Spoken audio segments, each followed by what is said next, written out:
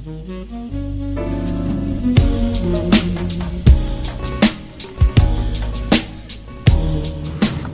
it going, guys? Welcome back to Pod Culture Corner. Once again, I am your host, Troy, joined by Austin, Owen, Sri, and Will.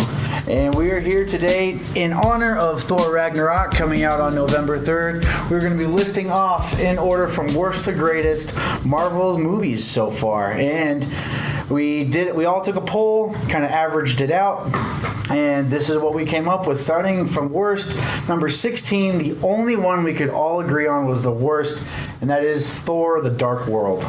And I think the biggest problem with the Thor movies. Whoa, back off. We're not there yet. With the Thor movies was literally the fact that I think even in the comic books, Thor's a supplementary character.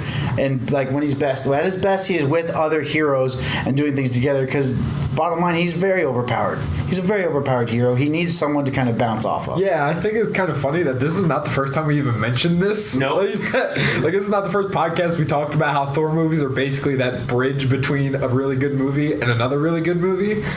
Like, what do you guys think? Go ahead. Yeah, it makes me a little sad because I think Chris Hemsworth as Thor is like really, really good casting. Like they have such a great cast, they just like squander a lot of this stuff. A lot of the Civil War is like such a complicated movie, and when you watch like Thor 1 or 2, it's like you have so much wasted potential there, and like the Thor movies are like the shortest movies ever in the MCU, so he doesn't really get a lot of time to like embellish his character and all the other characters in that franchise. I think it's a funny point you bring up, even Civil War with it, because I mean, Thor in himself, it already shows, hey, he wasn't a part of this. Like, he's kind of more of our, like you said, our filler character, and that's exactly what these movies, like, what both Thor and Thor Dark World, that's 16 and 15. We'll throw it out there right now. Might as well. The two worst ones. It's pretty predictable. Yeah. As we're excited for Ragnarok, Yeah, worst right. two movies. Right. Yeah. Let's hope it doesn't fill the 17th spot. Right. And I think it really is because of the fact that it will be combined with Hulk. Mm-hmm. And you're showing a little bit of a different dynamic, because the only good thing that Thor gave us was Loki. And I think that's, like, anybody would agree on that. Like, Loki is a great character. He's very fun, and again, he was the whole catalyst for the Avengers movies. Although I think he's like sort of overused now, because like for a while with Thor, Avengers, and The Dark World, he was in like movies for 3 straight years, and like And for no real reason. Yeah. Like, it's like, oh, they loved him in that movie, so let's put him in everything else. And it's like, he's a great character, but like just not utilized well, which I think speaks for Thor in general. I mean, the first Avengers, yeah, I get it, because in the comics, Loki was the one who brought them together in the first place. Mm-hmm. But the Dark World, did you really need to break him out of jail to chase a bad guy who's trying to destroy the universe? Don't need it again in Ragnarok, it seems, because they team up. Yeah, probably. I mean, Probably they're shooting laser weapons together. Like, they even show him, like, leading his own army, flipping his knives, which is a pretty cool scene. Like, the trailer I'm very excited for. And let's hope, like I said, we hope it doesn't fall into but like, do you think they're ever going to mention, or like, not ever, but do you think they're going to mention in Ragnarok the fact that like, wasn't Loki supposed to be dead, like, in the eyes of Thor at the end of Dark World? Yeah. It's just a whole... I think the Thor movies are really weird, so, I'm going to go home with this argument. And, like, I feel like Thor is kind of like Superman from Man of Steel. I think as he is, they're just stupidly powerful. And my phone just went off. And they're, like, perfect people. Like Thor is, like, a perfect human being. And so is Superman. So it's interesting to see how they both tackle it very differently. We're going to talk about Man of Steel, I'm sure, down the line before Justice League comes out. But I think in this case, when you compare Thor to like Man of Steel, you can see that Man of Steel does it better in its own way. So Thor is just like, you have a good character with great casting.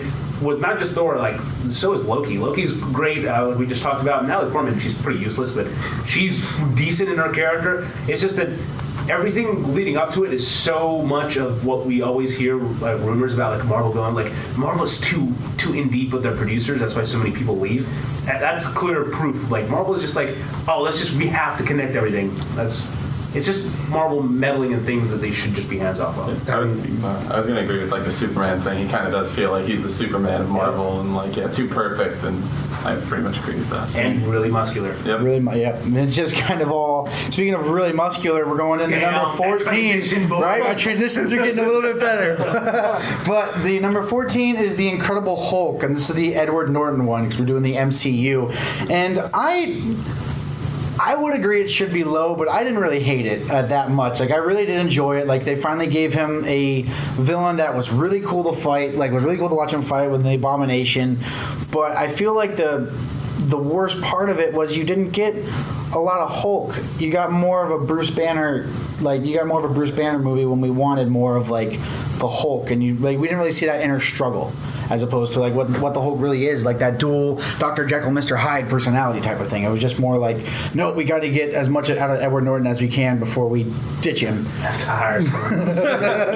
But like, I feel like, so I definitely think I put this at 14 with Thor and the Thor's at 15 and 16. But like, I felt like mainly because I still don't feel like this is an MCU movie, even though it is. I argued with Will. Right, I was like, you no, argued with him, but like it is, and you just don't think of it because you don't have Mark Ruffalo. And, Yeah, like, it's a different character. It's completely different. It's not Yeah, in the same vein of the rest of the Marvel movies. yeah. I just don't agree with it being an actual movie in here. But with that being said, it's still not the worst movie of the bunch. Well, no, it's not. I really like The Incredible Hulk, mainly because I remember watching it. It was like a rainy day, and we had like, you know how they rolled out the TVs and like when you're in middle school and they put the TV. That was how I watched The Incredible Hulk for the first time, and I would freaking love that movie when like he's in the hallway, like the bridge hallway, and all the, like the gas fills up and you see his hand. It's like, what a badass scene! Like it's not as funny as any of the other Marvel movies except Thor, but other than that, like it's not. It doesn't have the humor that Marvel is known for, but it's like. Really, it's a popcorn film through and through. So I definitely see a pattern starting. I'm sorry for cutting you off. That no matter what, we're gonna just trash Thor. Well, go ahead. Yeah, I was gonna say like Hulk, but I remember this is like one of the first MCU movies, or like we're counting it as MCU, but this is really them finding their footing with the movies. That's why like maybe it's lower now because it was one of the first movies and them really finding their footing. Like the effects were I remember the effects being not the greatest at times in this one, but I don't remember those. See, I thought it looked good because they did it with every Hulk actually. Like they made the Hulk look a little bit like their Bruce, and I think like they did it with Mark Ruffalo. He's got facial features. Same with Edward Norton, and then same with Eric Bana. And I think the reason why this Hulk was a little bit better received was because of the fact that the Eric Bana one was just unwatchably stupid. oh, It was like a real person, and like it was like, oh, yeah, there was some weird. Yeah. The Ang Lee one was so weird. Like there's so much weird in that. Yeah, and so I think, but again, it's not compared to the rest of them, especially. It's not a great movie. Like I'm not gonna be like, yeah, let's watch Hulk again. But it definitely had its fun moments, and even like the funny thing is, it even had that one little setup to where like when they go into the lab and his blood drips on the guy's head and his head starts to get big. Never went anywhere with that. That character just dropped and out. So it's like, oh, cool. They So mentioned him once in the tie-in comics and just never again. well, exactly, Yeah. the tie-in comics, but everywhere else in the MCU, just kind of, you know what, this movie happened, so let's see if we can just replace Mark Ruffalo and everybody forget. yeah. Everyone was actually pretty good Hulk though. But that's what happened. Everyone forgot. I love the ending. Like, I guess we'll move before we move on, but the ending where he's like just in the house alone meditating. And then obviously the Easter egg where like Tony Iron Man, Stark. Iron Man comes in, he's like, I have the proposition or whatever he says. Like that whole ending is, I feel like it's a perfect package where that's why I didn't see it as a Marvel universe because it's like that was its own thing. Like that was just the Incredible Hulk. It wasn't part of like this grand vision.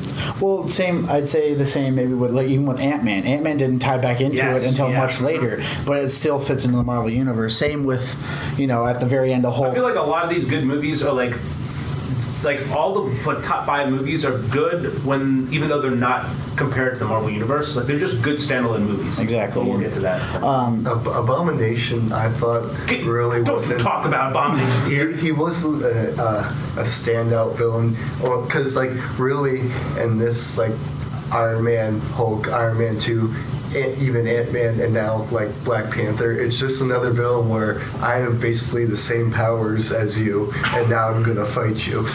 But the thing is, with the Abomination, that is one of the Hulk's actual biggest people. It's not like we'll get into it with our next one. Like we'll get into it with our next one, and they can changing it. But it's more like he finally has an equal, and that makes it good. And plus, it just finally had to give Hulk something to fight. Like again, he is like a Superman.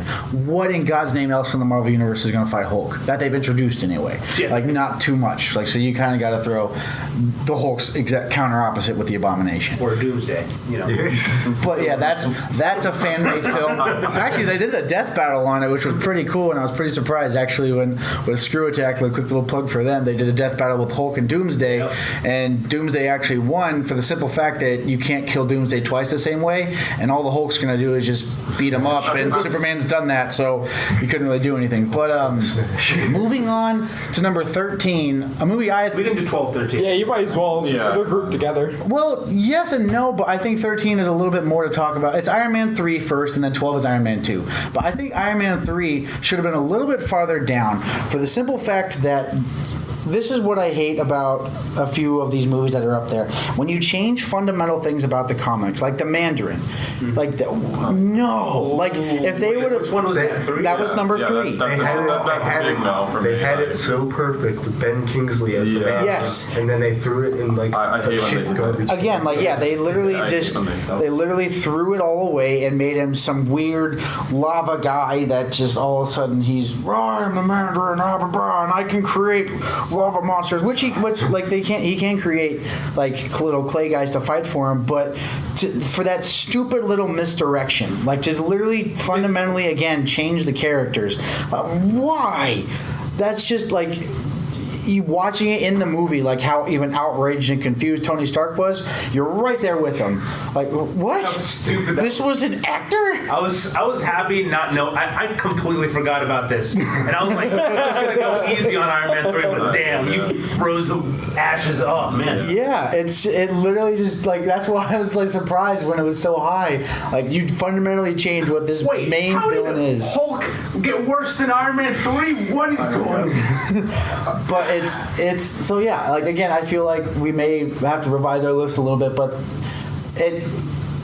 Other than that, like the story was decent. It was easy to follow. Just the ending and the villain choice, which is a big deal. Like a lot of people have mentioned that in the Marvel universe, their villain choice is just not memorable and not good. And when you do things like that, like fundamentally change what these heroes and characters are, it's just you literally take a crap on the source material at that point. And I thought that the one thing I like most is how like they played it off of Avengers, how there was a whole world reaction, but now you get Stark's reaction from his point of view, saying like, holy crap, there's aliens, I need more junk for this. Yeah.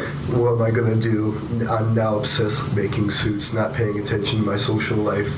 And like it's sort of like it's the first, which I call phase 2 as like the after effect of Avengers, where pretty much like every movie after except for Guardians of the Galaxy is basically like how's the world taking in aliens, a giant green rage monster plowing through New York. yeah. Tom Hiddleston. But like, I kind of like that, like, because throughout Iron Man 3, like, you kind of got like a small vision of like an Iron Man like PTSD almost, because he went into the portal or vortex. Well, I don't know what you want to call that. Yeah, and but- he died. Yep, Like and so he came that back. clearly that's a big deal.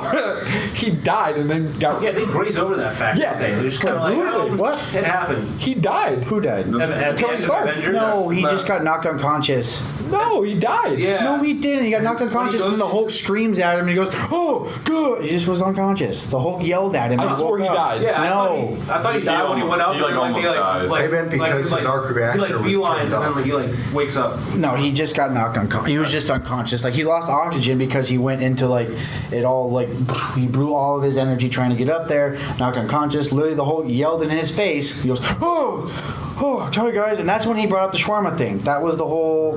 That was the whole end credit thing. So no, he did not die. That was not a thing. I will 100% guarantee you But that. even then, I completely even then, misread the Avengers. he did go to like through a portal to another universe or galaxy, wherever it was, and he came down like in a state of Unconsciousness. Yeah. It was. That's what. Yeah. It was just it- unconscious. I think they did a good job seeing like the actual reaction, characters reacting in the world, and how the world reacts. Because I feel like they did that a lot better down the line. But it's like the first time we ever see that. I mean, we're gonna talk about it later with one of the other movies, where I think they did a really good job of showing how the world reacted. This is like the first glimpse of that. Yeah. I think. Oh, sorry. No worries. I think it's just Sorry. the one thing though. Like I do agree they did a good job showing. As like watching Tony Stark with his mannerisms and how it changed and his ideals and how it thought, but the whole I'm destroying all of my suits, like this is it, I'm destroying them all, but then they're all there again. He's got them all. He just rebuilt them all, which again I think they do go into. He's like, I just can't give it up. It's like a drug type of thing, but. If that's really what they were going to do, because you can't have Iron Man destroy his suits and then expect the movies to keep going. Like, I feel like there was a lot of little cheap shots in there. It's like, yeah, I'm getting rid of all my suits. I got a Hulkbuster one now. Like, no, come on. Are they making another Iron Man, by the way? No, I don't think so. I mean, I put the list underneath of this. I think just the next movies were Thor, and then the Avengers, and Black Panther. Yeah. Oh no, there'll be there's more I than think- that. But you really think? Oh, that- no, He that's said just he's next close. year. Yeah, he Yeah, said that's he's next close. year. But do you really think they're gonna make it another like Robert Downey Jr. No. Iron Man? He said he's close to like retiring from That's- like the that's role. what I heard. Well, I do know that I do like 2 or 3 more. I do know a lot of them have their contracts coming up. Like Chris Until- Evans is until coming phase up, 4, and then or- there's a lot of phase people 4 is. phasing out. But even we haven't touched on it too. We'll go to number 12, Iron Man 2, which is another one where you pick just an obscure villain with Whiplash and Mickey Rourke. Like I feel like that.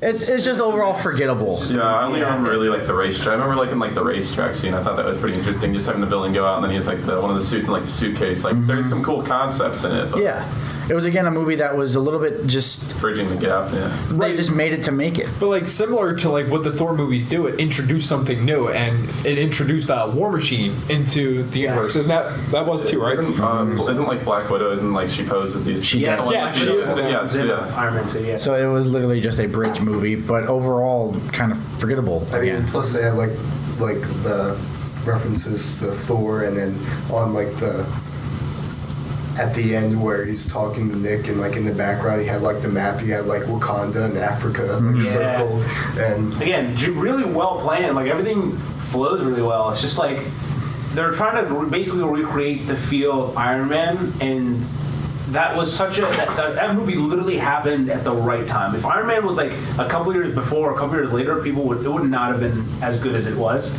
And so they're trying to recreate something that was just so hard to recreate by making like, oh, that he's having a party and he's like, he doesn't care, he's driving a sports car. Oh, he just his car is destroyed. Like, it's just pointless. He's just trying to be like fun, but it's like artificial fun. Yeah, it's impossible, honestly, to live up to how like good when the first one came out, like how like well received it was, and everyone thought it was like a big thing. It's so hard to live up to that. Marvel has a lot of issues, like with their second movies, a lot of them. It's so hard to live up to the first one, and they get like lightning in a bottle. I would agree until we get to a few more on this list. But Yes, I think yeah. also one of the other stupid things about Iron Man 2, again going back to the villain, really you just need to get some distance and shoot him.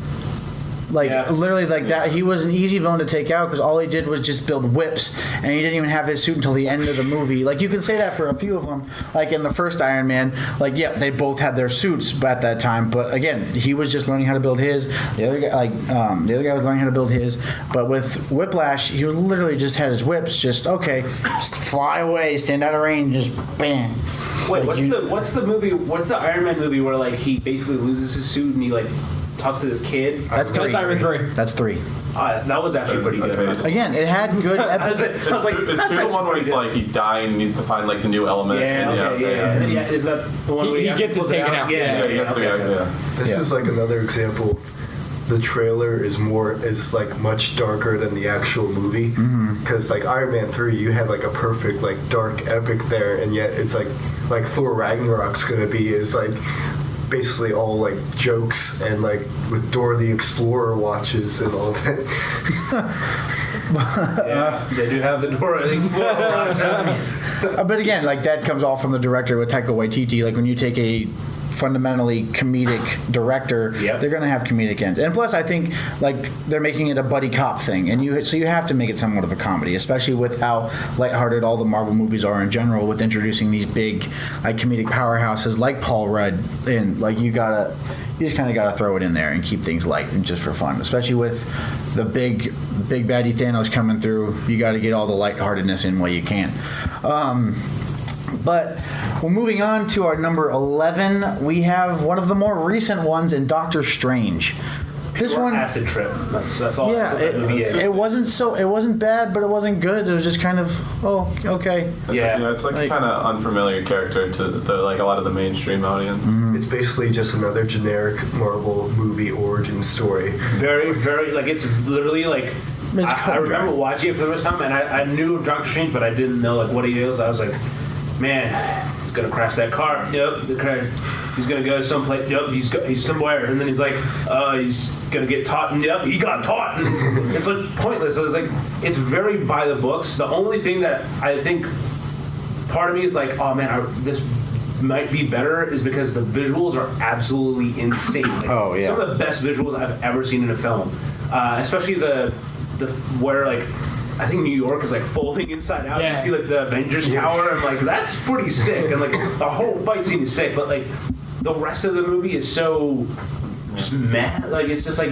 Let's add Badger to the MCU. You Yeah. gotta introduce it somehow. Is he in Infinity War? Yeah. He will be, yes, okay. because like the reason for bringing Doctor Strange in is he is one of the most powerful people in the Yeah. Marvel universe. Like he legitimately has the power to do almost anything, which I think, again, when you introduce something that strong, I feel like they maybe built him up too fast. I think, again, it's for me, it's a playing back into a lot of the villains. Dormammu is a big deal, and that's fine. But he was, I feel like introduced a little bit too early. I feel like they should have had him face off someone of equal strength, of like. The abomination of Doctor Strange. There you go. Yeah. So not necessarily Dormammu, who is his arch nemesis, but I can't even remember his name right now. But the Black Wizard or whoever he was. Oh, yeah. Yes. Like he eventually turns bad, and they show that at the end of this one. I feel like it would have been better to have that No, showdown. not Caecilius, Mordo. Baron Mordo. Yeah. Yeah. I feel like that would have been a little bit more interesting, as opposed to like. Oh, I guess the reason they did it was just to introduce one of the Infinity Stones with getting it trapped in the time loop. Like, I will keep this going. Like, we will do this forever. That was a solid part, though. I'm not gonna lie. Oh, it was good. Like, it, Great. Again, it was- I have plans. What is he? I don't know what he says. I have a proposition. Yeah. I come to bargain. I have come to bargain. I have come to bargain. And now Doctor Strange has the record of most deaths ever in the Marvel Cinematic Universe Is that like on screen or like off screen? on screen. Yeah. screen, you guys, like- Avengers might be a little more. 15 times right there. But again, it's just overall, okay. Yeah. A little forgettable. Yeah, I could have honestly went without seeing Yeah. Doctor Yeah, I Strange. know that whole movie is just like an off. Like that's like kind of like the Incredible Hulk. It's like I don't really see it as a Marvel movie, but it does progress the plot or whatever that is they have going on forward. But I would personally rewatch The Incredible Hulk. I don't really care Yeah, to watch I Doctor wouldn't. I Strange wouldn't again. really watch Doctor Strange. I definitely unless it was just a tribute part. So the end, I'd like watch it like that ending, but like I wouldn't really care to rewatch it. And again, I feel like, yes, Doctor Strange is higher on the list than Hulk because the visuals are so amazing. Yes, And the acting is more very well modern. I done. feel like that's the one benefit a lot of these films have is because they're so modern. They're just at worst they look gorgeous. Like their cinematography, like the visuals are great. One of my other biggest gripes, actually, with this movie, now that I think about it, is one of my biggest celebrity crushes, Rachel McAdams, is just thrown in there just because. Pointless That was such a waste. Like, what are you doing? Like, they made her seem like such a bigger deal, and it was just, she's here. We got her. Yeah. We spent a lot of money to get her, and we're not going to use her. The Grey's Anatomy of the Marvel Cinematic Universe. It's like, what's the point? It's supposed to be the same hospital that was in Daredevil. Like, Is it really? yeah, like where Rosario Dawson's character works. Oh. And that's supposed to be like this Metro General. That's supposed to be like What's the this same. plot? What's Well, this that would have been significance much of better to have That's her just tie it in then. That's If that doing really it was for the it. sake of doing it. Like, Yeah, there's no like- Because point. I mean, if they already use her in every single like Daredevil, like she's every the single one thread of them, that holds it right? together. So why not just include her? Like Yeah. even if it was like a background thing where she just came up and like handed someone like Yeah, a record or something.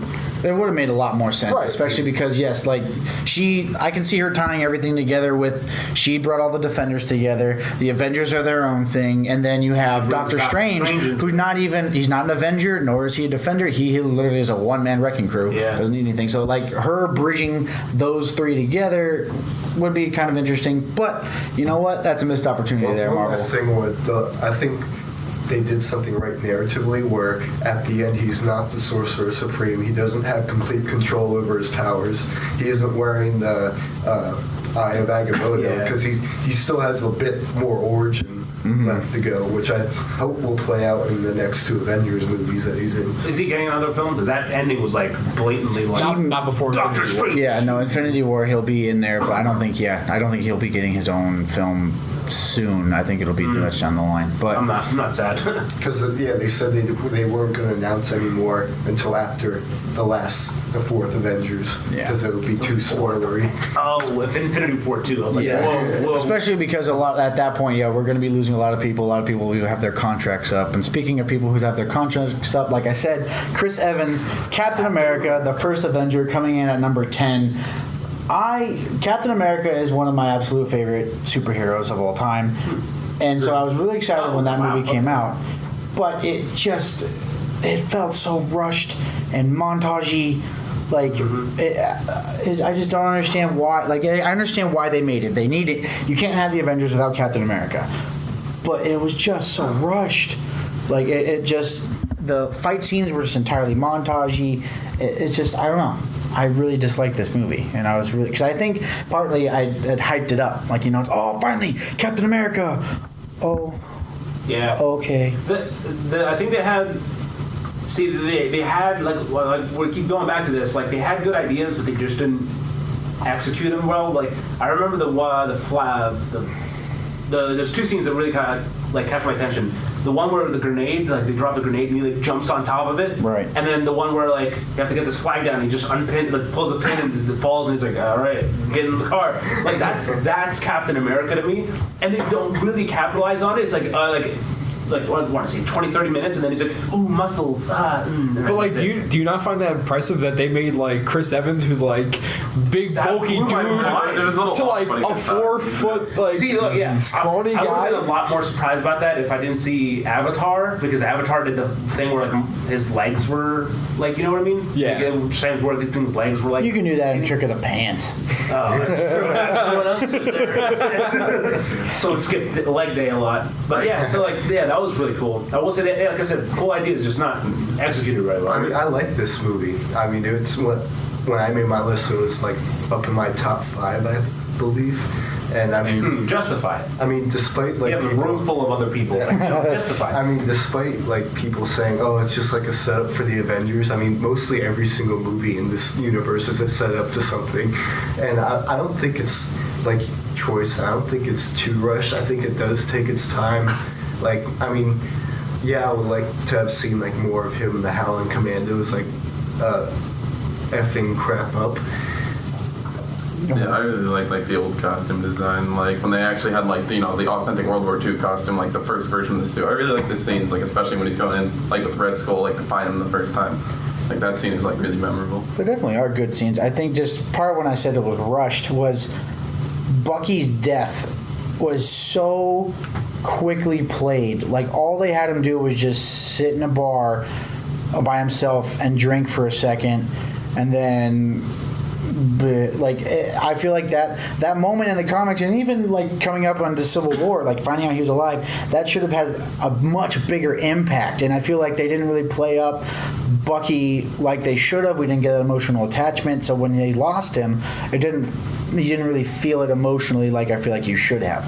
But I will give it this though: the best thing about that movie was you totally forget Chris Evans as the Human Torch. But now he's Captain America. I completely forgot about the Human Torch. Yeah, so like you're like with you and remind people of that. like that was exactly it. Like he was in the Fantastic Four, and all of a sudden they're like, oh, he's gonna be Captain America again. The sad thing is that's the best Fantastic Four. Oh, yeah. That's the sad thing. We don't remember. I wouldn't necessarily. No, I wouldn't say that's the saddest thing because it was still like I still have faith that they will eventually get it right. Hopefully. But yeah, I feel like that's the best thing that movie brought. But again, it wasn't awful. I just felt disappointed, which is why I think it's still in the bottom half of the list here, personally, in my opinion. Wait, where did you put it? I was with Will. I put it at 4. Okay, because I was going to say, you guys are Captain America fans. I was like, But like, I was going through the list and I just couldn't picture any other movie there. Like the first time I watched it, that's kind of what I based off of my first opinion. Like after I watched it, how much did I like it? To where like the first 3, they were like kind of set in stone for everyone. But like from like 4 and 5 on, it was kind of like that's when it kind of was like a bunch of different, and 16 was unanimous. So I think Captain America. Like I liked Red Skull, and that was a problem with all the other ones so far, is that the villain didn't really who cares, right? It was just like a villain that it's the same person. But the Red Skull was just Hitler. Right, but like I like Red Skull because it like the whole Hydra it sets up. That means it set up Agents of S.H.I.E.L.D. and then of course like. I do agree with Troy saying the whole Bucky Barnes thing was just kind of, oh, why are you drinking? You have such a high metabolism, it doesn't even matter. And that was literally it. Yeah. Like it was just like a small conversation between him and Agent Carter, and that was it. But like besides that, I really enjoyed the movie. I just thoroughly actually just enjoyed Captain America. I mean, they really underused Red Skull, I felt, in that movie. Right. Like, and plus, like, I feel the same way with Malekith. I mean, Christopher Eccleston's a really good actor. I mean, he was great as in Doctor Who, and I really wanted to see him be in, like, something, like, big like this. Mm-hmm. And, like, they really, like, underused him and made him more generic than he really needed to be. generic pretty much sums up Captain America. Mm-hmm. That's not Captain America, the hero, the first Avenger. That pretty much sums it up. Yeah. I feel like, speaking of underutilization, our number 9, Age of Ultron, that was such a big waste of Ultron, the character. Like, he's so much bigger, and the movie itself, I don't think it was bad. I really don't. I did enjoy it. I thought it was very fun, but once again, it just set up, I'm just going to make a bunch of little Ultron guys instead of being, like, made of adamantium. You can't break him. Like, he's, like, you have to outthink him, outplay him. Like, none of that happened. It was just more, we're stronger, we're just going to beat you to a pulp. And again, it introduced Vision, which was interesting, but it just felt very wasted because the trailers were so epic with the whole like little Pinocchio twist, like there are no strings on me. It just felt like it. What a weird self-referential. Like, I was gonna put Pinocchio in there. It's not even a. Anyway, yeah, go ahead. And it just felt so like apocalyptic, as opposed like you felt like you like really this felt is the end of the world type. Like it's Right. a really dire situation. But like, I kind of felt like that was the point. Like, the whole point of Ultron was to have this one like thing that can protect the entire like universe. Yeah. Right. So like the fact that it turns into a bad person and the whole universe is in danger. Like I felt like that was the point, and that was kind of capitalized at the end with Quicksilver. Yeah. Like I just felt like perfect. Like I love those, like the Quicksilver scenes are always awesome. Oh yeah. It was, and I think like that's a shame that they kind of threw him away. Yeah. Again, another problem I have with this is why introduce us to this character? Like I understand it's a big moment for Hawkeye. Yeah. It's a big moment for Hawkeye, like watching that happen, and for even Scarlet Witch watching her brother die. But like spoiler alert, and if you haven't seen the movie, that's been out since 2014. But like it literally was like, oh well, he could have been so much more. Could have been so much cooler. But I think it was contract issues. It wasn't even like the X-Men movies at like the same time. I think that may Yes. have been a reason, but again, that was such a wasted. well, no, if that was the thing too, then they should have lost Scarlet Witch because technically she should have been. But I mean, they said, like, at the very beginning that Avenger was going to die. I mean, it wasn't really too hard to guess. Yeah, it was gonna be one of the new ones. You knew it was gonna be one of the new ones. But reminding you of previous roles, did you know the guy that played? Oh my God, Quicksilver? I don't know why I just blanked that name. Kick-Ass? Yeah, he played Kick-Ass. Did you know that? Yeah, yeah. I didn't know that while I was watching. I it. actually did know that. And those movies were great. Not part of the MCU at all, but yeah, very fun absolutely love it. superhero movies, if you want to call them Yeah, that. they're comic book. But No, I like Age of Ultron. It's surprising to me because I only watched the movie once, and I think I watched it in theaters. I walked down one. That was pretty good. But it shocks me that how many people on the internet hate the film. Like it has a genuine amount of people that were like constantly like poop on this film. So I was like actually surprised that like of all of us that where it's actually at number 9 because I thought it would go into double digits because there's just such a weird reputation for it. But I had a good time, and I think a lot of these films are just good popcorn films. So you have to like rate it on like what, like it's like almost like its own scale of like, is it a good film or is it a good, like, is it an entertaining film? Yeah, did you walk out and say, "Oh, I was satisfied"? That was Yeah, I walked Yeah, out and was And like, that's what why happened? my ratings came from my first reaction. First reaction, yeah. Right. Where I didn't take in anything prior to it. I just strictly that movie. Yeah. That's Exactly. why in The Dark World I vomited after. I think the funny thing though with movies like Age of Ultron, I think why it got so much hate too, and caused a lot of hate for some of the other movies is. All the Avengers seem like they're always hanging out together. Like they're like the scene where they're all just kind of drinking and trying to pick up Thor's hammer. Oh, yeah. That was great. That was a great scene. But then you get movies like Thor: The Dark World. Hey, there's a lot of stuff happening right now. Where did they Where are the go? Avengers? Why is nobody like? Why are they not all handling this together? Well, I mean, that was at a time where, yeah, they worked together, but they didn't really know each other. And so it's like they're still in that mindset where, hey, I can still do things by myself. And like, so like, sort of like the pride sort of thing. But you have things like with Iron Man 3, with Tony Stark freaking out, like, oh my gosh, all this just happened, Yeah, right. all this just happened. Like, he's having a mental breakdown. You figure, hey, I kind of need help. Like, I'm not going to be able to do this on my own. I'm kind of freaking out. Whereas everyone else that kind of like, it's weird because in Age of Ultron, yeah, like that scene, I was actually just thinking about right before you said it, we're like, who was it? Vision? Yeah, Vision just kind of picks it up. Everyone's like, oh. Vision just kind of like tosses it at him. Yeah, he's like, hey, we got to go. Like it reminds me of like those like old '90s films where like it's like the like Marine films where it's like, yeah, it's team spirit and like bonding and stuff like that, and they do all this team building, but then like they split. Like they basically undo everything that they did by saying, "Oh man, we're always in here together." And then like, man, I'm depressed. I'm gonna see you guys. And then he just leaves. But like, Yeah. I even think it like, of course, this is another movie we're gonna be talking about later. But in Civil War, like, I'm pretty sure like one of the lines is like between Captain America and Iron Man at the end was like, "You were like a brother to me" or something like that. Yeah, Or something along those lines. very potent. Yeah. Right. So like, they're way closer than what they appear to be. Yeah, it just doesn't translate on the screen. Like, Right. In any of the movies, though. You're supposed Right. That's what I'm saying. Universally. Yeah. You're supposed to assume that they bonded over like the whole Hydra thing, like right before Age of Ultron starts. supposed to But use my again- imagination. But again, yeah, the assumption, like, why are we left to assume these things? Yeah. Put it on screen, or it didn't happen. Yeah, Hey, show that don't- means all my show- fan fictions are correct too, all right? Yeah, show don't tell. I hate when like movies are like, "Oh, well, let's tell you about these cool things." No, show me the cool things. Like, Exactly. And I think Ultron gets a lot of hate as a villain because he's seen as too funny. No, he's better. I know Yeah. I get he's supposed to be a mirror of Tony Stark, but Tony Stark has his dark side too. So I wish they would show that dark side more, like mixing it in. Like in Guardians of the Galaxy, a lot of people were like mad that Ronan was too evil and didn't really have any light moments. I never heard about that too evil, but I mean, I forget that character, but anyway. Ronan, we'll get again, there. another get more that just one forgettable later. villains. Yeah. But speaking of forgettable villains, this one actually, in my opinion, broke that trend. Yes, yeah, with yeah. in Spider-Man: Homecoming coming in at number 8 with Got Vulture. Batman. Actually, yeah, with Batman, Michael Caine.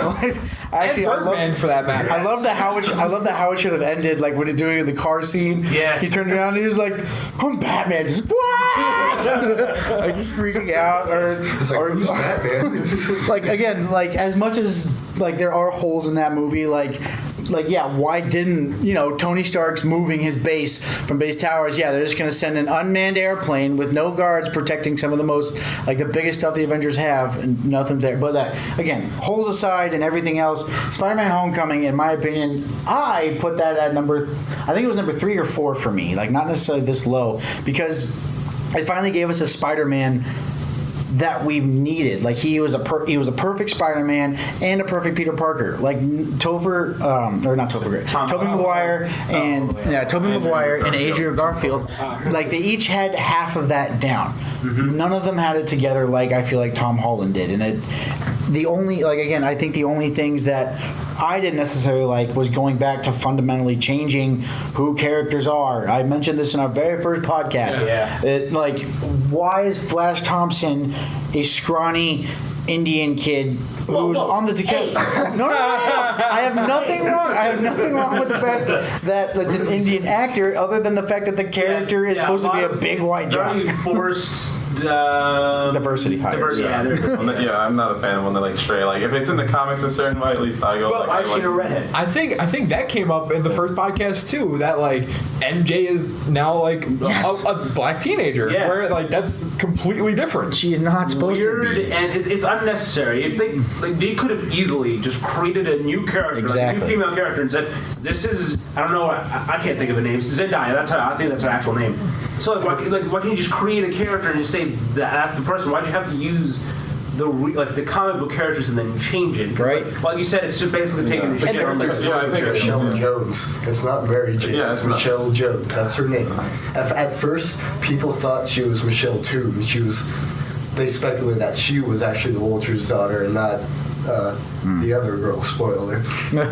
Oh, that was a great twist, by the way. That was, yeah. Go ahead. Yeah, I was gonna say like when they do that, it's like make a new character. And I'm not a big fan of when like really stray again. Like 'cause if a character is a certain way, a lot of the fans associate that character, the ones that read the comics. So when they change it, the fans get angry. Yeah. You don't want fans being angry. And it was even worse because they kind of teased a completely different like female I don't want to say lead because she wasn't a lead character or anything. yeah. But like a different MJ. Like there was like a redhead white like girl that he enjoyed looking at, and then completely after that, He enjoyed looking at yeah, it. he enjoyed looking at her. He didn't really do anything with her, but yeah, like it was completely different. Like it caught me off guard. It was a good twist. I enjoyed it.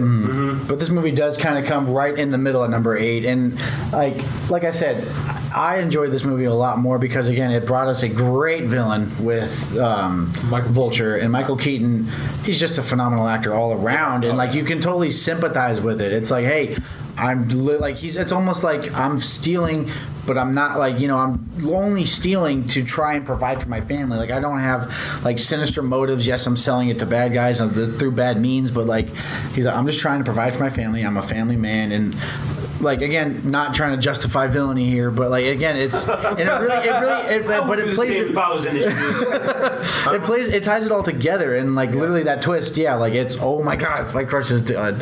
Like I know this guy, like. And I don't think everyone saw that coming either. I mean, I didn't see that coming. I didn't either. Yeah, I'm with you. It totally took you by surprise. And again, I feel like one of the best things about it, I said it in our first podcast a little bit, so I won't touch on it too much, but a lot of the tropes for Spider-Man that people were worried was going to fall into, with the Uncle Ben death, having the obligatory like I'm swinging through the city type of thing, like it wasn't there on purpose. Right. They kind of skipped an origin story and kind of got like Right after it happened. 6 months to a year later. Yeah. And I really enjoyed that. That he was kind of already established as Spider-Man. Yep. And the no swinging through the thing. Right. They literally played on it by having him run through the suburbs. Just crap. I go like that was brilliantly funny, like so good. And I really feel like again because this is the newest on the list, right? No. Guardians of the Galaxy. No, yeah. No, it was. Homecoming is. Yeah, it's the newest on the list. It literally has shown like that Marvel is coming into its own. Like we are not like we can take off from this, especially now that like they just got Spider-Man back. That was a big deal. Like which is why I'm still holding out for Fantastic Four. It will happen. Yes. It will happen. Please, Stan Lee, please. I think fans are hoping that they're that Stark selling Avengers Tower is like sort of like leaning on like the Fantastic Four coming in to buy the building to make it the Baxter building. And like I think that's a good like theory. That'd be kind of That'd fun. be kind of cool. Oh yeah, that's happening in Homecoming where he sells. Which is why he has See, to- here's the thing. I think I went into Homecoming with such. I think I actually put it on number 8. I went in with such high expectations because I watched it a little bit late, and everyone was like, "This movie's fantastic. It's amazing." And I was like, "Damn, this could easily top Sam Raimi's Spider-Man." And I don't really know if it did. I feel like I'm not gonna get into that, but I will say like it didn't quite reach it. But at the same time, like. I can't really say the movie's bad. It's just like I had way too many high expectations, so it underperformed to that. But like it was still funny. Like I loved the chemistry that the actors had, especially I forget the side character's name, but it's like. Was it Ned? Oh yeah, his friend, and the way they interact and the ending, like she's like the little pan, and she's like, "What the fuck?" And then it just cuts. It's like that's perfect. That's beautiful. I mean, yeah, I like the movie. I just don't think it's like the like greatest. Like, And they'll be everyone- all of, yeah. See, Yeah. I went in because I think you both were the people that gassed me up. You're like, yo, this movie's good. I was like, right. But all right, so one more thing, or one of the last things before we move on. I think the thing I enjoyed the most about this, and probably what I'll enjoy more as the Spider-Man movies come out, was just the fact that he is an amateur and they play on that. Like, this Spider-Man was not ready to just jump in and fight the Green Goblin. Yeah. You know? Someone pointed out that he never punches anyone. He just like kicks them. Yeah, he doesn't know how pushes to them out. fight. Yeah, He doesn't all of a sudden have. Yeah. He doesn't like, all know, these like, abilities. even when he's like toying with the new suit and everything, he's like, "What does this do?" And he's like just doing whatever. Like, Well, wait, I don't want to kill him. Like, yeah, kill mode engaged. Yeah, like that, Yes, that's yeah. awesome. Actually, a little fun fact I thought it was pretty cool was the actor who plays Vision was, of course, Tony Stark's AI. Is Yeah. married to Was Karen. married to Karen, the actress who voiced Spider-Man's suit. Oh, that's pretty funny. Yeah, Jennifer Connelly, another one of my celebrity crushes. I love her very much. But yeah, no, I thought that was a great tie where they're both voices made by Tony Stark. I thought that was really Yeah, fun. just one that the biggest problem I had with this The movie- trailer. not the trailer, but no, not the the trailer. biggest problem I have with this movie is they set it up perfectly with Toombs' origin being in the shadow of the Avengers, the events in the Avengers, but then they say 8 years later. I'm like, Wait, who? What'd you say? So it starts. I know. What you're Yeah, saying. So like, the it movie flashes starts forward. with Yeah. like the like whatever crew coming in to pick up the debris from like the big Oh, fight, and then it from flashes 8 years. That's into the- Avengers. Yeah. Yeah. It's had- yeah, and I'm just like still trying to wrap my head around like how that works. Well, it's been 8 years Yeah, since the Avengers has been came out 8 years ago. Right. That's why. Well, no, 2012, 2017, that's 5 years. The Avengers wasn't in We 2012. did pop culture stuff, not math. No, because Yeah, no, it was 2012. Yeah, it's 5 Oh, years. crap. Are you sure? Yeah. 2012. Are you sure it was 8 years? Yeah, it said 8 years, and it's widely accepted that the events of the Avengers happened on the day it was released. Huh. Yeah. Yeah, another discussion for another day. Yeah. Yeah, I didn't. I guess that's something we have to look. more Yeah, we'll into. definitely have to look into that. But either way, moving into number 7, a movie honestly I thought was a lot From higher here than I on, think expected. it's just really good movies. Yeah, Yeah. but it was higher than I expected though because a lot of people were kind of meh about it. But that's Ant-Man. Yeah. And it was just a standalone film, like on its own. It doesn't feel like part of the Avengers universe. It barely feel like, but it does feel very much like a superhero Marvel film. Mm-hmm. But it was very great on its own. Like again, you have Paul Rudd, who's automatically going to make things funny, and it was I think the first movie to actually tease that we're getting Spider-Man in it at the very end, when he's like, "You got a guy shooting," he's like, "You got a guy shooting webs." Like it's got the girl whispering to it with Michael Pena's character. Those were some of my favorite scenes actually. like the we got- funnious scenes with. Very- yeah, it's we got not a guy like a who superhero punches, film. we got a guy that crawls up walls. we Yeah. got- I really like the casting of Paul Rudd. I think that was like perfect casting. This is one that I wanted to see Edgar Wright's Yes, Ant-Man, yep. and I think that'd be one. Like I think what is it? The first half of the movie is like his, and then it shifts. Or like Yeah, a certain amount. majority of the story thing is his, and then first half is Because his. like I think it would have been a different, at least visual style with Edgar Yeah, Wright. like but imagine Baby yeah. Driver, Yeah, Baby Driver, like, like, superhero. Yeah. yeah. I was excited for that, and I heard him like, why would they do that? Oh yeah, Marvel likes to keep it all kind of consistent with like the visual style. Well, I think too, it was just he had a idea for the script that I think that was different too, because I think Paul Rudd was a co-writer on it, I believe as well, either writer or producer for it. Yeah, I think he helped like create the character. And he was even like, "Oh my gosh, like they won't budge on some of the things that we want to do here for writing," and yeah, that's what drove Yeah, he Edgar spent right away. 8 years on it. Yeah, I mean that's like a frustrating thing that I think that DC is doing well, which I'm not going to get too much into, but like the fact that Marvel is so difficult to work, or Disney too, like it's just Yeah. so difficult to work with because you have to conform to their plans. That people just leave. Like Yeah. You gotta I would do love it. to see a big director work on it. Yeah, you get a director that good, that well known, that everyone like is like almost universally loved for like most of his movies, and like he has this really good comedic style. There's no good, bad Yeah, film. like his comedic timing is amazing, and it would have been really fun to see. But Disney just wouldn't stray from it, and Marvel wouldn't stray from it. Yeah. I mean, like Alan Taylor with Thor: The Dark World. He directed like. Didn't he direct like the Blackwater episode of Game of Thrones, which was like a big battle scene? And, like everyone was expecting like so much of this Thor movie because you got a director that's like in deep with magical stuff. Yeah. And, But again, like with the yeah. Battle of Blackwater, like even in Thor, like no one's arguing that the like action scenes in any of these movies are bad. But I think with like when you compare Except Blackwater to Well, no, well, maybe actually, no, maybe even the first one. Yeah, he's fighting just one giant robot that, like, what is he really going to do to it? Yeah. Or fighting off an army and actually, like, showing him hand-to-hand combat is really cool. But I think that's it. Like, he can direct action scenes and things really well, but. And with directing something like Game of Thrones, where the script is just so rich and good to follow, like that's like right there. But with the Marvel movies, I feel like it goes back to like what you were saying, like what DC does right is they have their tone. And when you really look back at it, though, what you were saying, he brought it up at first, but it's just when you really look at the DC characters. They are all really dark, and they all can really have that tone, and they're very similar in that style. But when you go to something like the Marvel movies with such a colorful, diverse cast, it would be better to change it up. I feel like that's one of the things that Marvel lacks is they do all feel the same. It does feel very cut and paste. Mm-hmm. But what I liked about Ant-Man, though, was it wasn't a big world-ending thing. This guy was just creating a machine, like another suit, but he wanted to use it for the wrong purposes. Yeah. He wasn't trying to destroy the world. It wasn't a big city ender. Exactly. It was just like Iron Man 1. And it was more of a heist movie, like which is what's really cool. Like, hey, we just got to get in there. We got to break this out, which is exactly what they hired him for, to run a heist. Yeah, I remember like that discussion. Like everyone was like, I think it was after Guardians came out. Everyone's like, oh, they did a comedy. Now they're going to do a heist movie. Everyone was so excited. Edgar Wright's heist movie. And I remember like this movie got so much like attention and buzz, and everyone was so happy, and everyone just left feeling meh after it. Yeah, it was very well done, and again, like I think a lot of people just kind of brushed it off because of the fact it didn't feel like in one part of the Marvel Cinematic Universe. It just felt like its own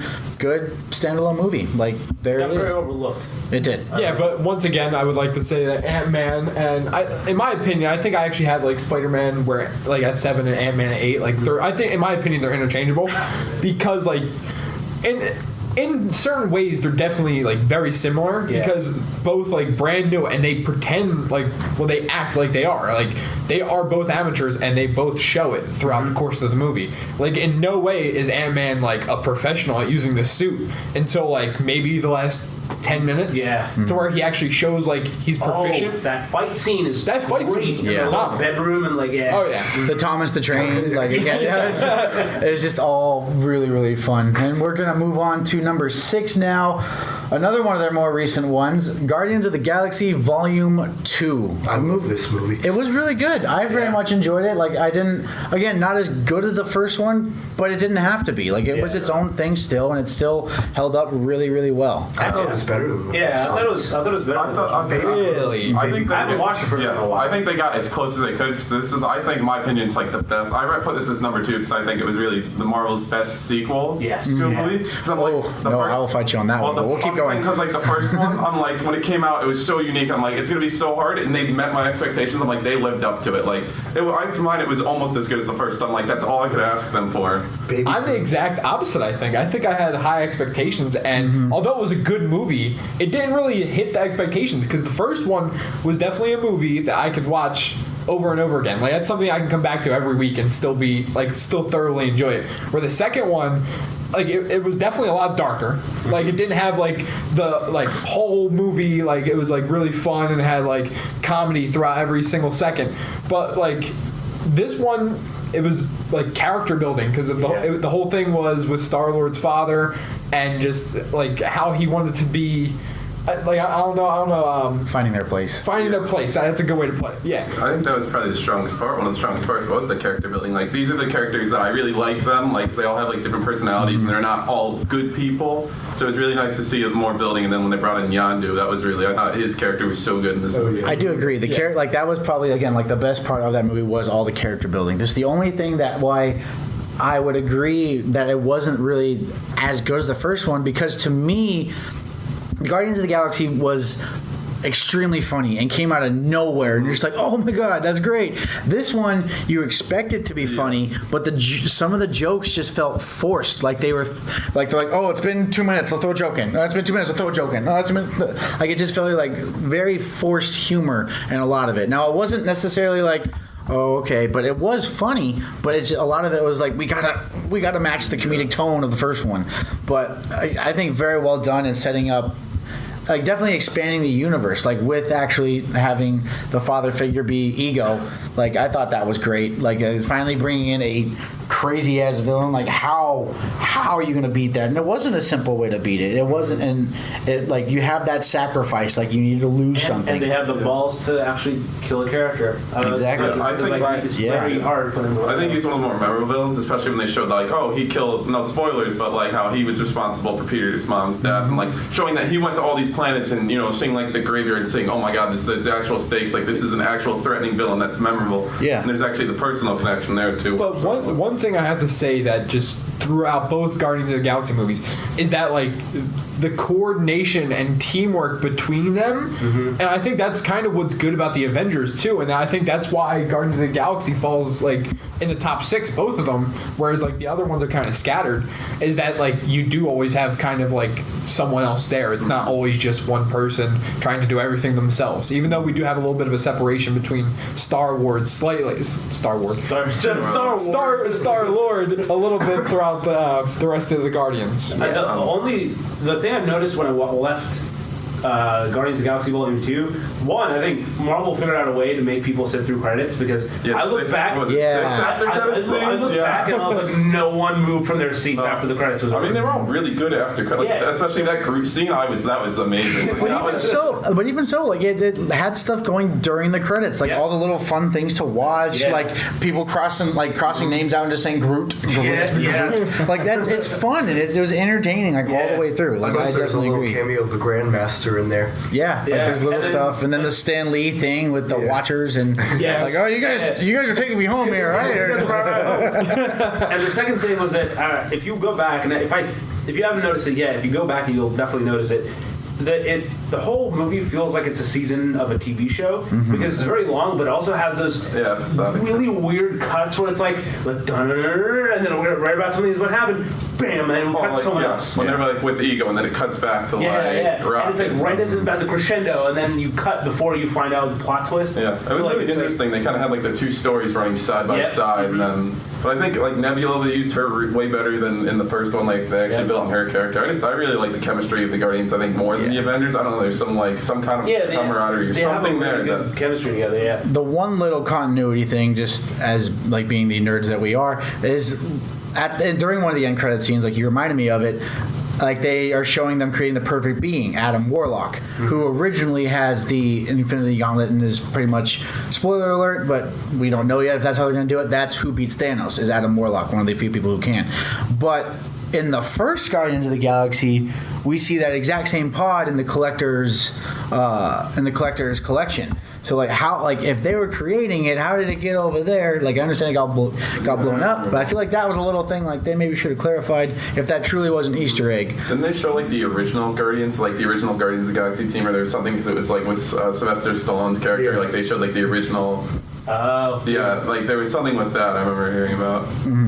The scenes, Well, those were What a weird character, Sylvester Stallone. That Yeah, I was like, Stallone. Well, all right. Miley Cyrus is like one of the gold people too. Like there was so many like interesting like people. in there. Really? Yeah. That I did not know, but yeah. that's interesting. Yeah, it was really interesting to find that. I think the scenes with Yondu, Rocket, and Baby Groot stole the show. Yeah. Oh yeah. Especially when- introduction where it when just he focuses on Groot. Just when Oh, that opening scene is like, Yeah. I think my favorite Marvel scene. Honestly, Yeah. like how they just shot that so The well. fight Like was how happening. Groot's in focus, then you see like characters just coming in dances. focus, out of focus. I would have loved though. I liked the song in the trailer for that a little bit more. They're like dum dum dum, dum, like Oh, that heavy yeah. bass with it The all whole going. sound. The Oh, soundtrack, haven't yeah, we gotten haven't to talked about the soundtrack. I literally have the soundtrack downloaded Yeah. and memorized. Well, both Yep. Guardians, they have like the best soundtrack. Absolutely. I think Guardians and Suicide Squad started this trend of like you have to license music now. Yeah, and then like Baby Driver continued that, Yeah. like with like the amazing soundtrack, like.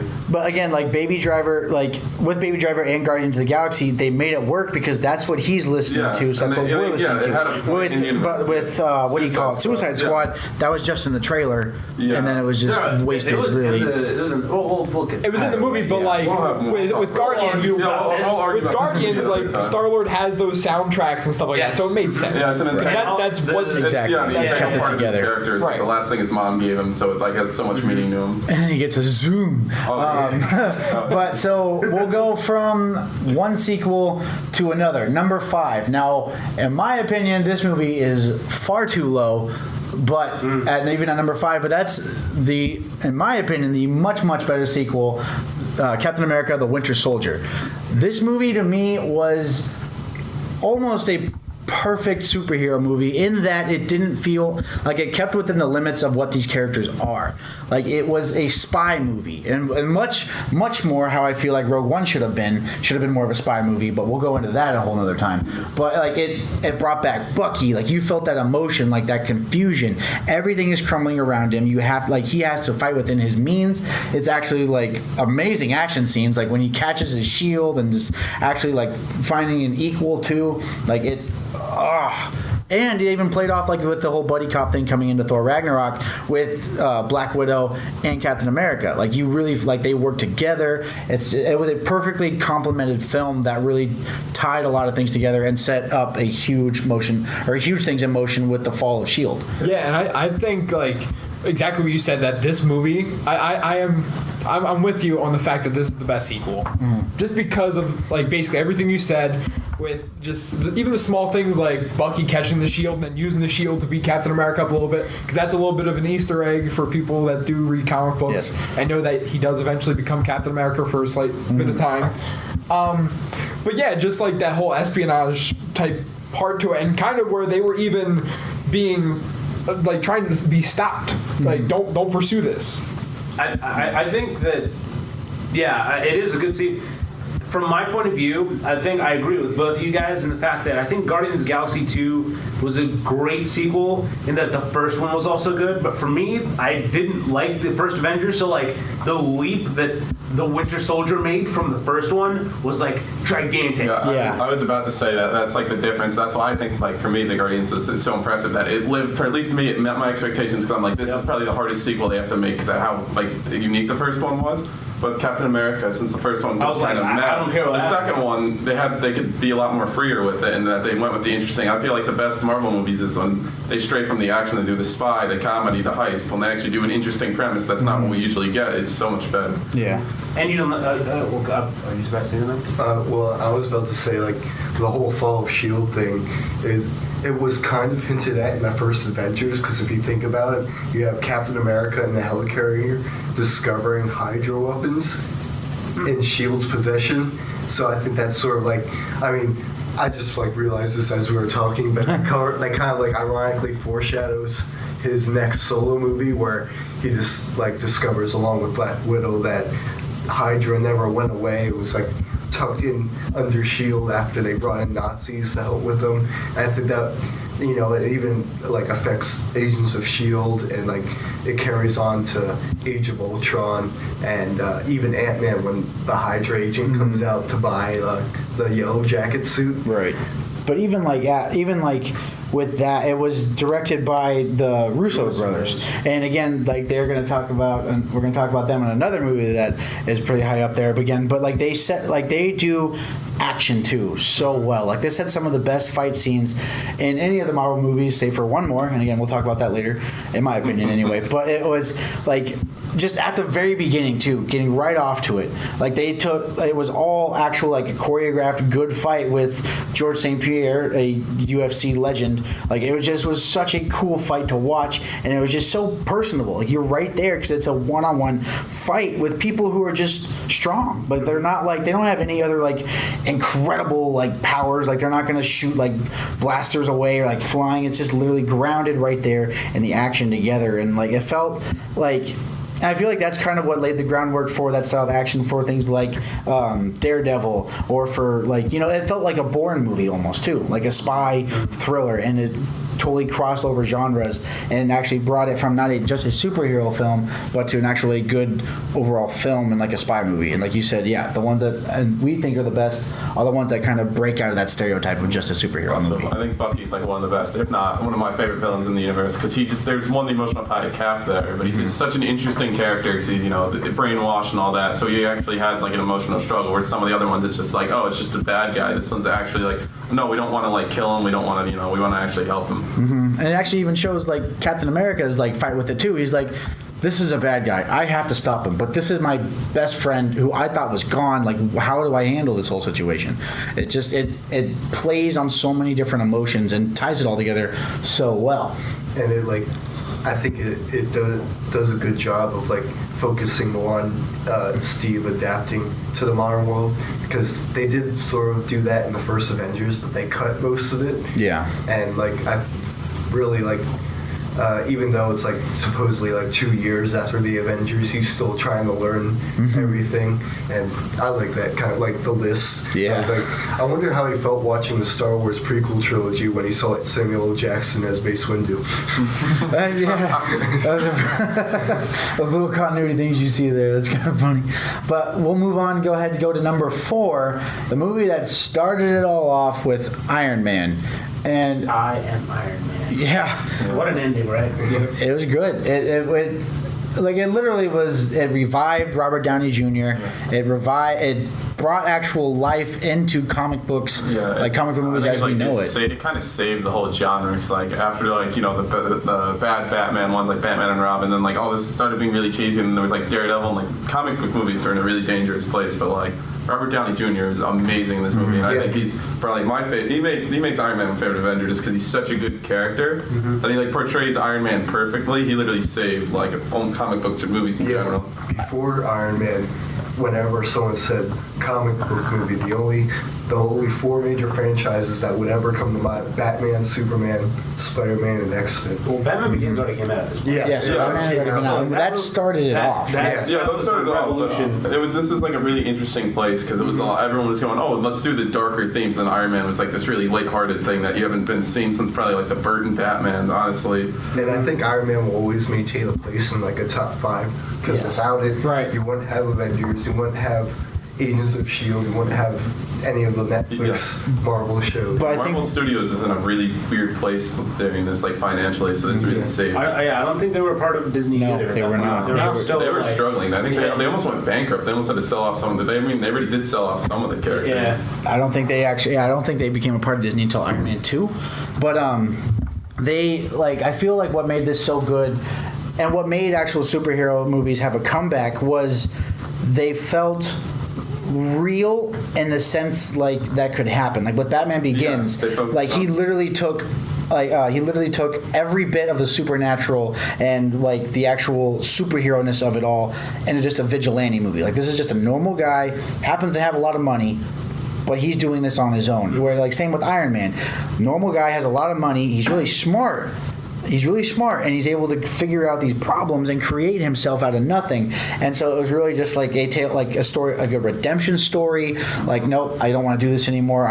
We did this for the wrong reasons. I'm trying to rebuild myself. Like, and it also, I feel like with Robert Downey Jr. in that point of his career, as everybody knows, he went through a whole lot of hard drugs. He wasn't getting a lot of jobs except for Kiss Kiss Bang Bang, which we think came out around the same time. What a good movie. Yeah, but he totally reinvented it. He was like, this isn't. I think I just thought Kiss Kiss Bang Bang. I think he made Iron Man 3. Shane Black. Yeah. what a weird. What happened?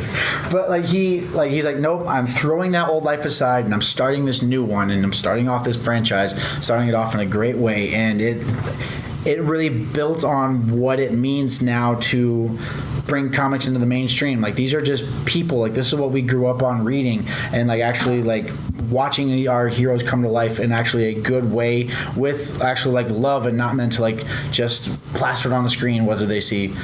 And really nice. I think the fact that like it actually started off with like him going to meet like a potential buyer for like weapons to where But it was also I think that's what I'm saying. It was kind of like a timely thing too. Yeah. And then like the vehicle they're in gets flipped. He gets taken hostage, and then instead of doing what they tell him to do, which was like to make some like essentially nuclear warhead, right? Mm-hmm. He uses all of his resources, risks his own life to try and escape. And I think that's kind of where that whole like that like he like in a sense like he wanted to like kill himself with drugs and alcohol, and then he gets forced into this very like sticky situation, almost like a Saw trap, to where like you have to choose. Like you can easily just die, but it's really the effort that you put into living is what really matters, and it shows. Doesn't his friend die too? His friend does die. They started off like it was. We're talking about how like Batman Begins is dark, but like Iron Man wasn't like all sunshine. Right, There was yeah. like dark to it, but it was Yeah. like grounded. That's what makes him such a great character. That he had flaws like that. Like with the Batman and Iron Man, both of them were like flawed characters, and they both human. Like they didn't have any powers. So I think that was what was really nice to see. Tony Stark wasn't perfect like Superman. Like he was really relatable, and I think that's why everyone loves him and loved that movie. He was just so like personable and such a great. Like everyone just loved him. He's such a good actor in that movie. Yeah, and the casting was amazing too. Yeah. Like you got Jeff Bridges, you got Robert Downey Jr., you got Gwyneth Paltrow. However you may feel about her in reality, yeah. she's a great actress. Like she really is. Like it was just a jammed, well acted, well casted, and then starting off the whole end credit scene with Nick Fury and every fanboy that read comics was like, "Oh, Avengers! Oh my God!" Like Yeah, just right. freaking out. No, I really do think, like I said earlier when we were talking about something else, I think Iron Man 3 or Iron Man 2, this really did come at the right time because this happened during the writing strike where basically the script for this movie wasn't written. Like they had like a skeleton of an idea and they're like, this is what we want the film to be. And so like it's famously known that Iron Man, almost all of Iron Man, Robert Downey Jr. improvised the lines for him because the script, like it was a writer strike in Hollywood, so no writers would write. So this was just like, this literally happened at the time where this could have only happened then, because I guarantee you you can have great writers, but the writers wouldn't have been able to capture that feel that Robert Downey Jr. brought to it. And that character is like you were saying, he made it his own. yeah, the Exactly. character was so real. Like the Batman Begins and Iron Man are literally the same story. It's like this guy Yeah. goes Personal trauma, through something and then becomes better. The reason why this worked is because of the fact that Robert Downey Jr. was in it. Doctor Strange does the same thing. Didn't work as much. That's why it's number 11, not number 4. Because it's a little bit, like I said, it's because, and like me both said it, it's too fantastic as opposed to just a real man actually, doing things that technically we really could do. Like if you want to go learn to fight, sure, go ahead and learn to fight. And he happens to have a bunch of money. Of course, we're not going to discount that and have all the toys and gadgets. But like, it was relatable in a sense that these are people that they're not just superheroes or given great abilities. They earned this and they brought this on themselves, which is really cool. But we're going to go ahead and move on to number 3. Another amazing sequel, and it was my personal number 1, but we put it at number 3 right now, and that's Civil War, which was technically a Captain America movie, but just felt like another Avengers. But Avengers 3.5. and this is the other movie that the Russo brothers directed, and again, like that, everybody talked about it when it came out, and they still do as one of the best action scenes of any of these series. Was the airport scene? Was literally giving everybody their due, bringing them all together. Like nobody felt unimportant, and it finally brought characters like Ant-Man back into it. It brought Spider-Man. We finally saw Spider-Man before Homecoming. I don't think anybody would have ever envisioned Spider-Man taking down Giant Man by using a technique used in The Empire Strikes Back. Oh, isn't that old Star Wars movie? yeah. Like, have you guys ever seen that old movie? Like I love that about his character. He's just like a rookie. Super young, yeah. he's super young and he's funny. Yeah, it kind of leans into that whole thing, whereas like he's too young to understand what Star Wars is. Yeah, right? Honestly, like when I first saw it, I wasn't like the biggest fan, but the more I look at it, the good outweighs the bad for me in this movie. Like Iron Man's character, like this is the one where it had the most of. Let's show the reaction of the world and how everyone's like, oh, all these people actually died in Avengers and there's actual risk, and like Tony Stark, you see it weighing on him, and that's why the whole act gets signed that sets up the conflict. I think that's the most human we see Tony Stark. Honestly, as he feels bad when like the lady comes up to him and it's like, oh, my son died in this, and you really see like he feels it and he gets really depressed. Yeah. Go ahead. Oh no, I think like the only little gripe I would have with that movie is it was done far better in the comics. And this one with Cap saying no, you don't really feel like that. Well, why not? Like this seems like a good idea. Where in the comic books, it's a lot more black and white. Like no, because literally what it is you must sign over all of your secret identity must be known. You are now a police force at our thing. Like we control you. You're now a weapon. I love my characters die in the comics. Yeah. Oh yeah, no, it's much bigger. Thor still isn't involved, but it's just, but you really feel the divide though. Doesn't he die? Like Spider-Man gets killed. No, he gets very badly mangled, and the Mangled, Punisher doesn't saves him. Yeah. But no, like, wow. yeah, no, like they hire, like, he reveals his secret identity, and then he gets like almost assassinated. And that's kind of why in the comic book it was a big deal about Spider-Man, and like in the movie when people were like, "Oh my God, Spider-Man." well, he doesn't get assassinated. Just what happens is, like, he reveals his identity. Yes, so it's a big deal. But it also further plays into why there's a divide, because Captain America and everybody who joins him are viewed as criminals. They're again, like, they're running from the law in that sense. Now, what they do is they try, the government and Captain Iron Man's side are willing to hire villains to hunt down the other criminals. Like, hey, we will give you immunity. You'll be fine as long as you sign the act and you go hunt down the villains. Spider-Man is not okay with that, because it's like, no, these people are my enemies, and I just gave away my identity. Now everybody I know is like not okay with this, so that's what makes them switch sides. So like there's a lot more in the comics that like actually shows the divide as opposed to in the movies. But we'll jump back into the movies because that's what we're here to talk about. First, first fun fact, when you talked about the Punisher carrying Spider-Man, Tom Holland and John Bernthal both auditioned together for Spider-Man and the Punisher respectively, and they ended up both getting the part. So I know John Bernthal is still trying to, still campaigning to bring back the Punisher, which is awesome. Like his little movie, again, Show's coming out soon. Yeah. the show's coming out Next soon, week, I think. November November 7th, Yeah. 17th. which looks amazing. whatever. Which looks amazing. same day as Justice League. Oh yeah. No, I remember that. I swear, DC can't catch a break. No, Batman v no, Superman no. came out the same day as Daredevil season 1 did. Yeah, but that's Oh, that's apples and oranges. Oh, do you want to stay at home and watch a Netflix show or go to the movies? Like that's not going to. Yeah. That's totally different. Right. yeah. But either way, with Civil War though, like it definitely, you feel it brought everything together in a perfect way. Like nobody felt unimportant. It very much felt like, yes, a Captain America movie, but it was at the same time like everybody got their light shined on them, and it shows.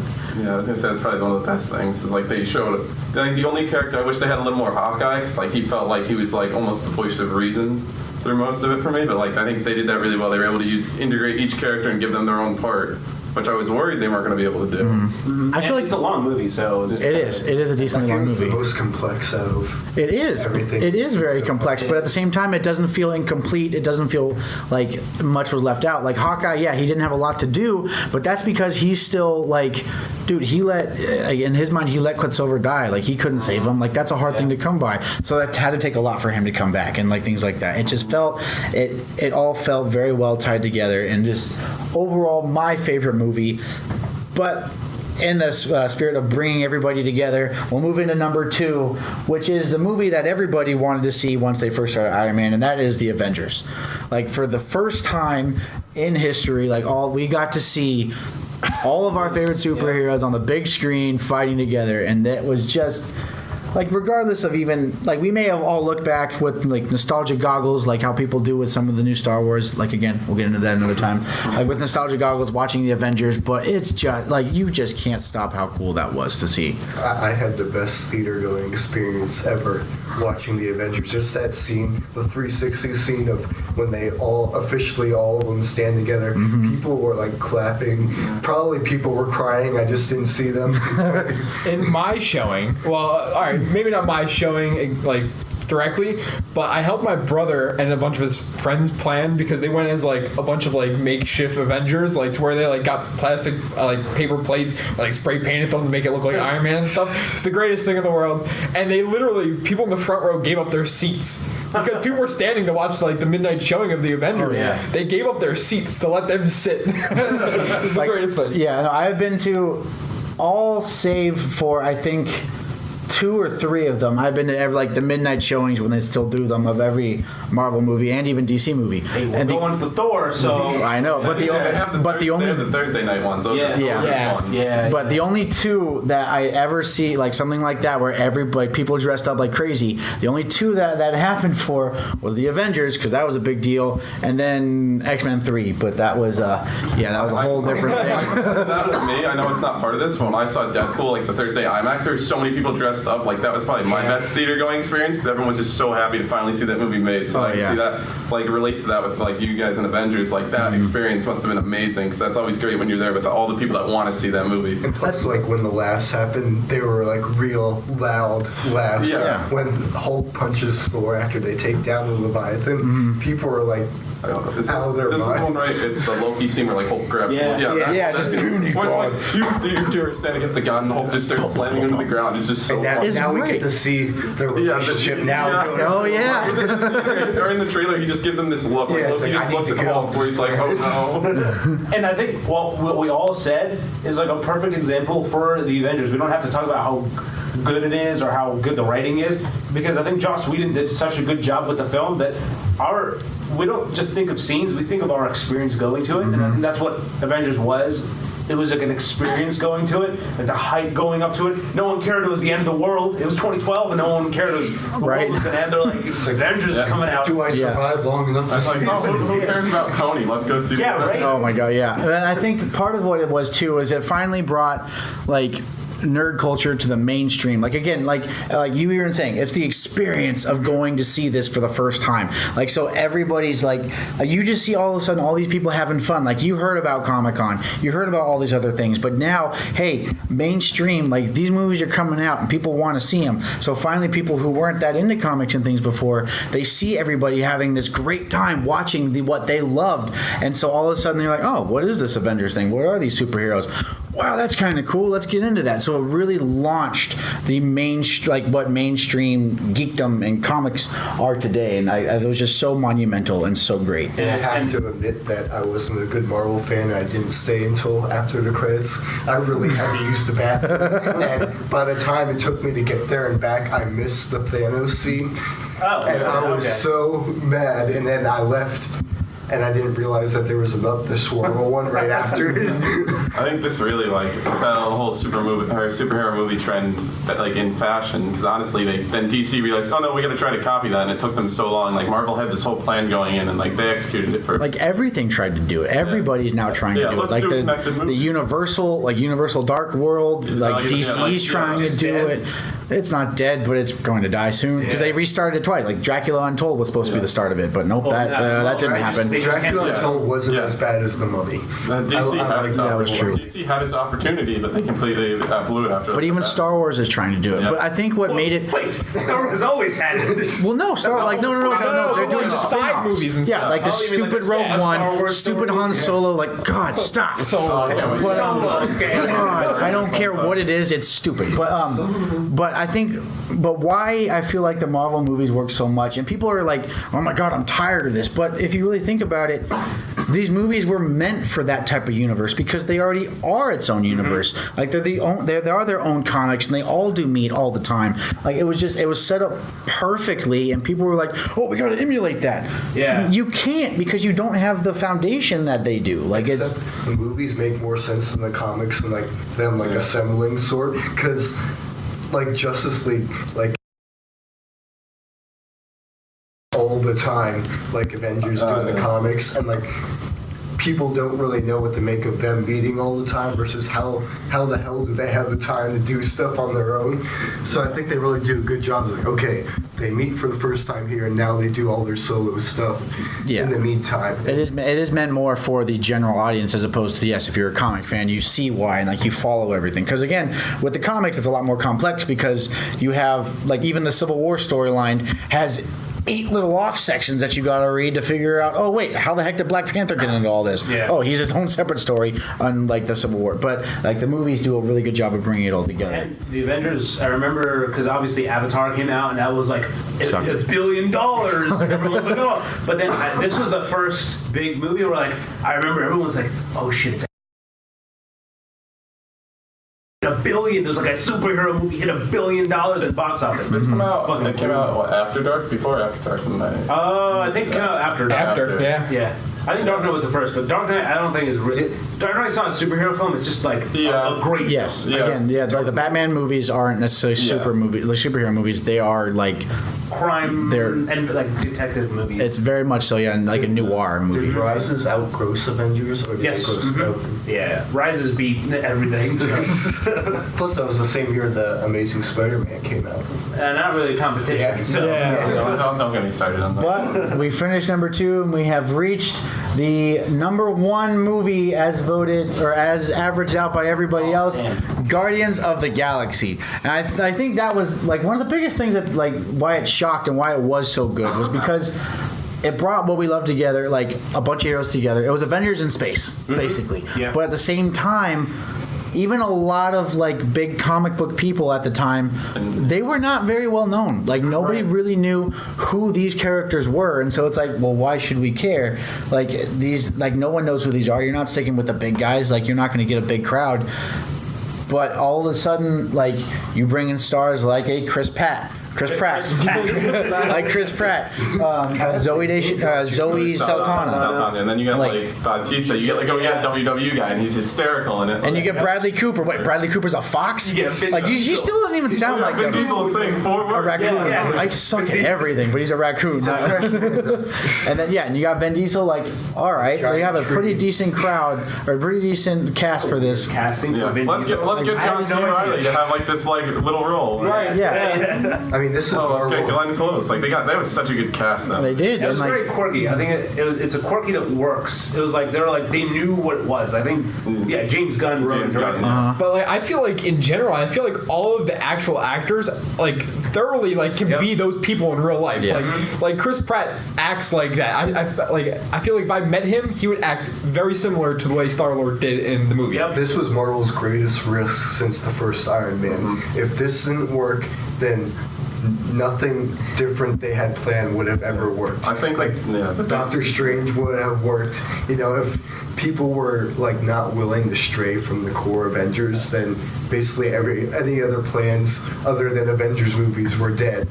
And I mean, this is sorry, but this is my last thing I'm going to say. This movie made you care about a talking tree who only said 3 words and a raccoon. exactly. I think for me, I can remember like my movie going experience. I remember like all these people like were talking trash about the trailer, and then when I saw these people say, "Oh no, you need to go see this movie," like 2 of my friends and I went and saw it. And like I had no expectations going in. I think that's what helped. But like this movie just blew me away. I was not expecting it to be as funny. This made like Chris Pratt one of my favorite actors. It was just like the perfect storm. Like that everyone's like, oh, it's something fresh. They like captured lightning in a bottle, and it was like, Yeah. this is such a good movie. And like everyone was like, oh my god, this is amazing. Like why didn't they do this before? Yeah, and if you really think about it, up until that point, a lot of the Marvel movies were not really comedies. Like they didn't really have a lot of jokes packed throughout it. Like they had funny moments, of course, but Guardians of the Galaxy was like at its core a comedy. Like it was a really like a very comedy driven movie, and so people really like that. Let's try and keep going with that. And you can take that or leave it as you will, but it definitely set up like, hey, let's not be afraid to feel childish, but at the same time like a teenager, and at the same time appeal to adults, like a mass audience. Right, like how many movies do you know that in the middle of like the big boss scene, right? He just challenges to a dance battle. Like, how often can you pull that off and it works? You make me think of like there's a deleted scene that's hysterical where they actually do Yeah, the do dance. the off. dance. Yeah, so it's good. great. I love too, like even when Star-Lord like goes to present the stone to the Collector and he drops it. Yeah. That was a blooper. Yeah. But they kept it in because it literally felt real and it felt good. And a little side thing too, I love like for Chris Pratt, like if you watch Parks and Rec, he was in that too, and he was Yeah. really fat. And then like he went off to film Guardians of the Galaxy and came back and he's super fit. Like all of a sudden they're like, oh my god, Andy Dwyer, like how is he? Oh my god, he's like toned. He looks good. Yeah, he Well, I mean, exploded. he was skinny at the beginning Well, of the show too. He was No, he was like Zero big. Dark But, Thirty, like, which is like But He was bulkier, but then he got fat as This Andy. was like his breakout role, honestly, for me. Yes. This is what like exploded in the mainstream, and then he's in like so much more stuff now, but everyone loves him. But like I remember that in Parks and Rec when they're like, "Oh my god, you look good." He's like, and they're like, "What you do?" And he's like, Stop drinking. cake," or Stop drinking beer. Yeah. I stopped drinking Yeah. beer. That's what he actually did. But it was just so good. And again, yeah, like you take an actor like Dave Bautista, like kind of that started him off too. On like he's getting these little roles like WWE actors. Blade Runner. Yeah, like they can do okay. It's just that there's actually an interview where he's like, yeah, I love acting, but like I just hope people like he's like, I wish people don't cast me as like the bonehead, because that's like all he's being cast for is like, oh, you punch me up, and then, like that's his only role. But like Blade Runner was Blade Runner, yeah, he was actually like He was a a henchman. humanized Yeah. role, which is weird because he's a robot. But anyway. He was a henchman in the last James Bond, and he wasn't like really bumbling or anything. He was just a big, strong guy. No, that's the thing. He doesn't want to be like a meathead. I think That's all one he of is. the important parts about this is like all the makeup is like actual, like the prosthetics are real. Like Bautista, I think it took like 4 hours for him and like Zoe Saldana to get like the thing on. I remember them talking about it, but he said it was totally worth it and it looked real. Like, Yep. I know, like Bradley Cooper actually became Rocket Raccoon. Yeah. It was crazy. Like they shrunk him and everything. But it was James Gunn's brother, I think, was the motion capture for him on set. And I think one of the best parts too was just at the very like them breaking out of prison, like how they're all meeting. It's just some stupid little thing. They're all thrown in prison for stupid little things. And like, And then how Drax got Wait, his you got knife. that guy? That was my favorite knife. I like you got that guy's leg. I didn't he's like, I just thought it'd be funny. Like and again, they played on it again, like same joke. He's like, he's gonna wake up without an eye. Like, he's gonna wake up without a leg. Like it's just, it was perfect and funny. And like you said, like I think you summed it up perfectly. Like this was their biggest risk. If they couldn't make this work, then the rest of everything would fail. Because if you think about it, even now, like the Guardians of the Galaxy is what ties Thanos into all of this. Like this was like they really like that's how it's all going to come together was through Guardians. And so if they couldn't make it work, then none of this was going to work. And they knocked it out of the park. So I mean, I think that's partially the reason why Ant-Man was successful too, because it's different than everything else. So now that people like different, they're going to go see it. Again, the soundtrack, we can't forget. Again, with this one, the soundtrack like started the whole trend of like really good songs and soundtrack, really nostalgic songs, and it just. I think this movie had just like a really big 80s vibe, like 80s, 90s vibe, which was really cool to see, honestly. which is really taking off right now. The 80s are huge everywhere you look. Yeah, like Stranger it's- Things is back. Stranger Things, you got the Charlie Goldbergs, you got like it's just a lot of nostalgia is being all brought up. Like things we thought were great in the 90s. Now we're going back to the 80s. So we're going to the 70s. in the 90s, but sure, yeah. Really, Hey, we're the all music, technically born in the 90s here. Yeah. I'm 92. I'm the older one, but Oh, it's okay. shit, yeah. the soundtrack of this movie really set the tone for the humor, because at the beginning it starts out like really sort of like dim and dark because his mom dies, he gets Yeah. abducted, And then it's and now him singing with the rat. he's on a planet that's like basically desolate, and now he's like dancing to "Come and Get Your Love," and Yep. Well, we'll go Is ahead. this where we tell everyone that we did the list in order? So Yeah. Dark World's actually number one, guys. It was a flip flop. So here was our list, guys. We got Dark World, Thor, Hulk, Iron Man 3, Iron Man 2, Doctor Strange, Captain America, Age of Ultron, Homecoming, Ant-Man, Guardians of the Galaxy 2, Winter Soldier, Iron Man, Civil War, Avengers, and Guardians of the Galaxy. Guys, thank you so much for joining us here on Pod Culture Corner. If your list matched up with ours, let us know. If you got something different, also let us know there too. You can find us at Pop Culture Corner on almost all forms of social media. Also, be sure to check into our normal show on Sundays, posted on YouTube at also Pop Culture Corner. Once again, I am your host, Troy. Austin. Owen. Sweet. Will. Thank you guys very much for sticking with us, and we will see you again next time.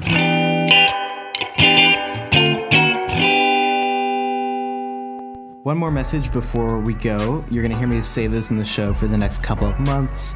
We're taking a survey of our listeners, and we'd like you to participate at sites.psu.edu/popculturecorner/survey. Thank you so much, and please tune in next time.